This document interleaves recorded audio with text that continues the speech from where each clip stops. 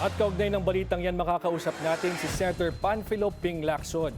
Senator Ping, magandang gabi po sa inyo and thank you for your time. George, Ivy, magandang gabi at thank you for having me.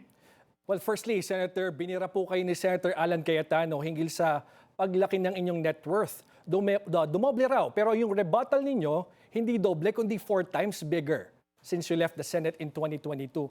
Can you explain to us bakit nga po ba lumaki yung inyong net worth in between 2022 and 2025? Yeah, unang-una, wala ako sa gobyerno from 2022 hanggang 2025. Ang huling file ko ng SALN 2022 siyempre nung nag-exit ako.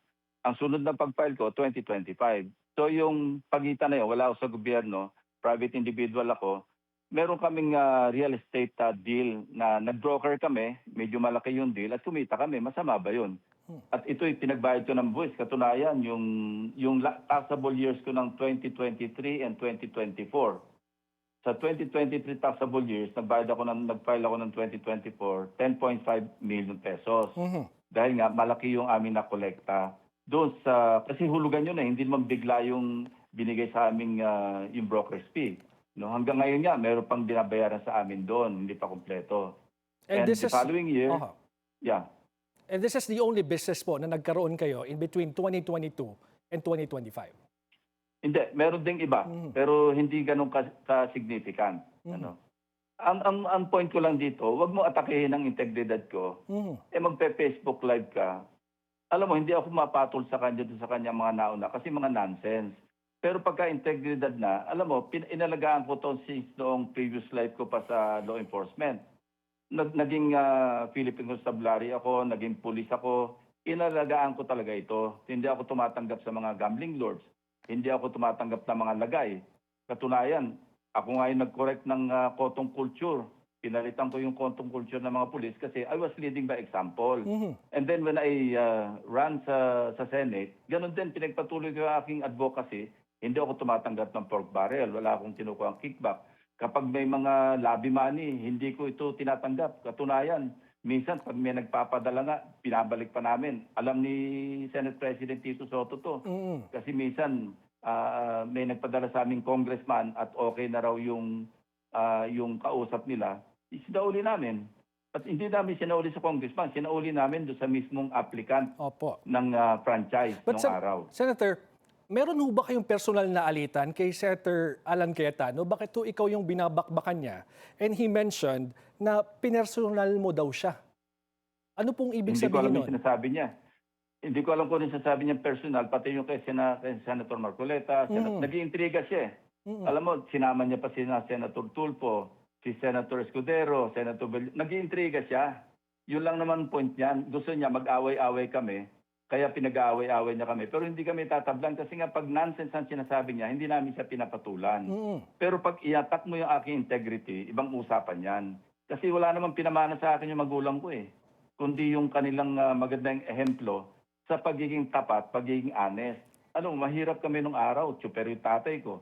Nanay ko, tindera sa palengke. Pero pinalaki kami na maayos. At dinala ko yan hanggang ngayon. Mamamatay ako na hindi ako talagang hindi ako corrupt na public official. But Senator, sabi po ni Senator Alan Cayetano, you are a chief persecutor. Ginagawa niyo daw po yun. Kasi ayoko nang patulang ganun mga patutsada kasi it doesn't make sense. Walang sense para patulan. Ginagawa niya lang yan para sagutin siya, para magkaroon siya ng masasabi sa kanyang regular na FB Live. Yung sa kanyang, ewan ko kung ano yung pinapapil niya ngayon sa buhay. Pero wag niyang atakihin ang integridad ko. Talaga makipag-away ako sa kanya. Katunayan, alam mo, hinalungkat namin doon sa aming files yung mga flood control, mga slope protection actually, saka mga ibang proyekto doon sa Taguig. Ang kanyang insertion sa 2025 budget pa lamang, 6.79 billion pesos. 2025 gaa pa lang ito, record ito. Kaya hindi niya ma-address Ang 70 projects yan, na-implement 68. At yung dalawang proyekto na hindi na-implement, matter of record, nasa around 70 to 75 million lamang yon. Ang ibig sabihin, na-implement yan 6.715 billion. Now, may kausap kami mga kontraktor. na nagsasabing hindi siya bumababa sa 25%. Hindi galing sa akin yan. Yan yung amin dinedevelop ngayon. Na pagka nag-resume yung hearing ng Blue Ribbon Committee, pwedeng lumabas to. But- Hindi ko sinasabing sigurado lalabas kasi work in progress ito lahat. Mr. Meron Senator, niyang dalawang proyekto na Vizcaya, St. Timothy, saka St. Gerard. Ganon din, may problema. Meron din yan yung sa top 15, yung top notch, Catalyst, Builders, na nasa top 15. Ito yung mga proyekto niya dyan sa Taguig na, pati nga yung kanyang bagman, identified na namin, hindi ko lang sasabihin kung sino muna, dahil dinidevelop nga namin ito. and just to clarify, Yung Mr. dinadaanan ng kanyang mga kickback. Just to clarify, Mr. Senator, you're saying that Senator Alan Peter Cayetano, from that 6.9 billion insertions, nakatanggap siya ng 25% na kickback. Yun ang information, subject to validation. Yan ang sinabi sa amin nung kausap namin kontraktor na nangontrata sa Taguig, na hindi siya bumababa sa 25% yung singilan dyan siya. No? At yun yung, alam mo yung maski yung city engineer, hindi ko nababanggitin yung pangalan. Ano? Pero labas-pasok sa casino, ang win-loss record niya, yung lifetime na win-loss record, 2 aliases ang ginagamit niya. Nasa akin yung record niyan. Nasa akin yung dokumento niyan. Will this be... Ang lifetime win-loss record, yung panalo sa katalo, kung susumahin mo, nasa mga almost 500 million pesos. So kung city engineer, gano'n ang gawi, hindi ko alam kung tolerated niya ito o hindi. Pero yan, nasa record din yan. Ano pong plano nyo dito sa mga sinasabi nyo pong hawak nyong ebidensya at case build-up na ginagawa nyo? Will this be a subject of the Blue Ribbon Committee hearing o ibibigay nyo po ito sa mga law enforcement agency? Either way, pwede ko idiretso na sa ombudsman kapag yung mga ebidensya. Pero mas magandang idal sa Blue Ribbon para merong testimony. Katulad yung kay Bernardo, kina Alcantara, merong magpapahayag. At pagkatapos nun, sususugan yan ng mga documentary evidence para matibay. Katunayan, may mga naipadala na kami sa ombudsman. Pero mas mainam sa, alam mo, ang chairman yan, si Senator Erwin Tulfo, pinag-usapan na rin namin ito.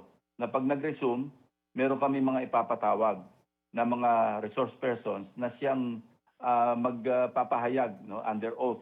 Pati yung mga dokumentong nandyan na sa amin, nasa baul na namin yan eh. Hindi lang naasikaso kasi nga medyo nagkaroon ng doon sa partial committee report, ayaw nila magpirma, medyo naantala. Pero ito, bubuhayin ko talaga ito dahil inattack niya ang aking integrity. Pero kailan nyo ho nalaman yung anomalyang ito? At saka bakit ho ngayon ninyo nilalabas ang mga points na sinasabi nyo ngayon? Baka po Hindi pa kasi George, hindi pa kasi nabuo noon.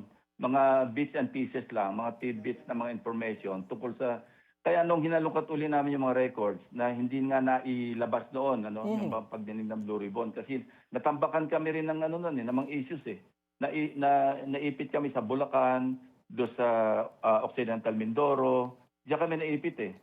At tapos yun nga yung mga pahayag ni Undersecretary Bernardo. So hindi masyadong naasikaso. Pero naandyan, ngayon, hinahalungkat ko nga lahat yung sa mga staff ko. Pati yung mga napasyalan na rin ng staff namin yung mga proyekto dyan sa Taguig eh. Pero, kaya alam namin, may idea kami. Meron kaming drone shots. Kumpleto kami dyan. Kaya lang, ngayon nga, kinukumpile namin lahat para pag nag-resume ang hearing sa Blue Ribbon, magkakaintindihan. Pero just to clarify po, Mr. Senator, kung hindi ho kayong inatake ng personal ni Senator Alan Peter Cayetano, hindi nyo ho itutuloy itong investigation na ito? Hindi. Maharap din yan eh. Kasi pagka hinalungkat namin yung records namin, pag nag-resume, lalabas at lalabas din yan eh. Kaya lang, minadali niya. Kasi nga, nag-attack siya ng integridad ko. Talagang ngayon, ipopokus ko muna dyan. Yung, sabi mo ng reaction to sa kanyang mga pinagsasabi. Pero it was only a matter of time. Noon, nung nag-imbestiga kami, lalabas at lalabas din yan. Nagkaroon lang kami ng ibang priorities noon. Kasi nga, naandyan na si Bernardo, naandyan na si Alcantara. So na-focus kami masyado doon sa Bulacan at saka sa Occidental Mindoro. Pero Senator Pring, wala pong kinalaman ito sa impeachment trial ni Vice President. Siya lang yung nagbibigyan ng narrative na ganyan. Sabi niya, nililis daw, puro impeachment, nakalimutan yung flood control. Well, huwag siya mainip kasi may ghost din sa Taguig. Alright, maraming salamat po sa oras ninyo, Senator Ping Lacson. Thank you.